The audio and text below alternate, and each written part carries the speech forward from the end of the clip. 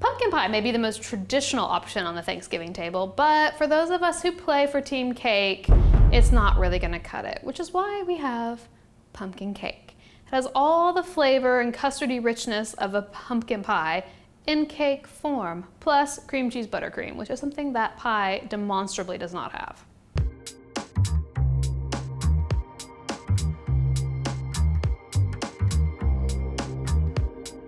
So for the pumpkin cake, I'm kind of channeling the flavor profile of a pumpkin pie.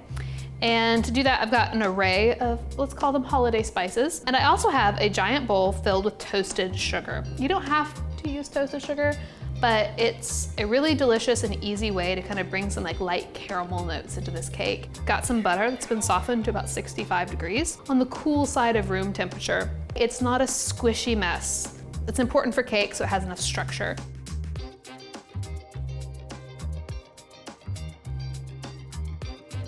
Here comes the secret ingredient. Potato flour has a really magical ability to help some cakes rise higher than normal. For $3, the fluffiest cake in the universe can be yours.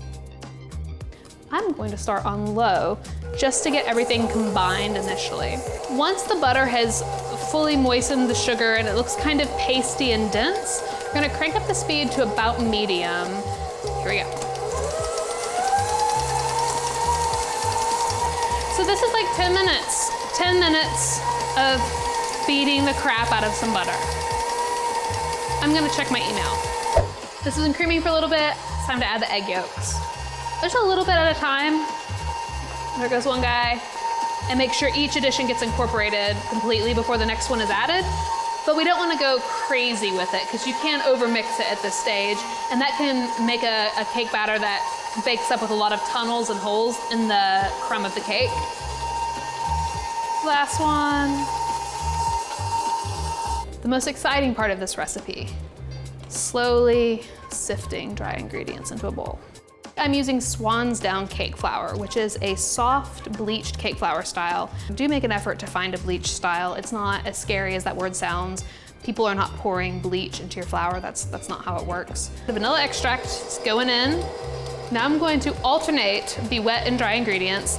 And this is essentially preserving the emulsion that has been created in the bowl. And when the flour seems like it's mostly incorporated, scrape in about 1/3 of the wet ingredients. This is pumpkin puree and milk. Another 1/3, and the last bit of pumpkin milky goodness. And scrape it down. I feel like I should just make creepy eye contact with the camera for this entire process, even though it doesn't make any sense at all.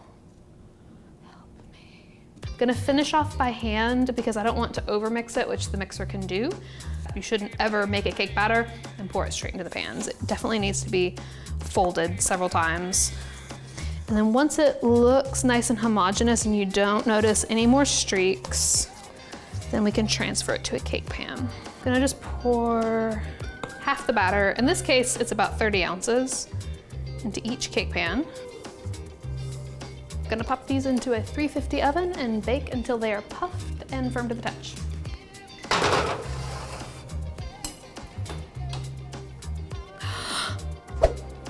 Oh, hi there. I've just pulled these delicious pumpkin cakes out of the oven. We're gonna let them cool until completely room temperature. I prefer to let my pumpkin cakes cool in the pan.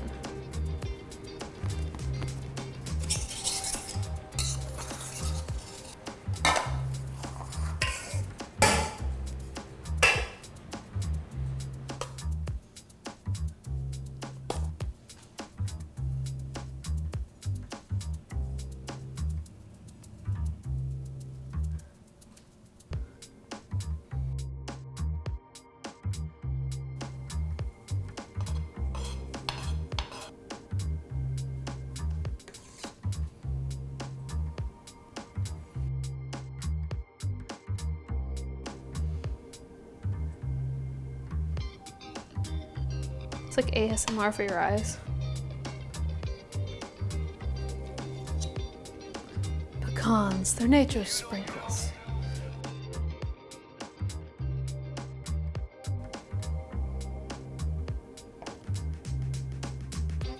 One of my favorite things about cake is that when you make it for yourself, it's all yours.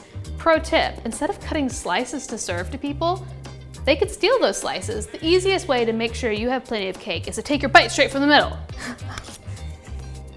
This is so much better than pie.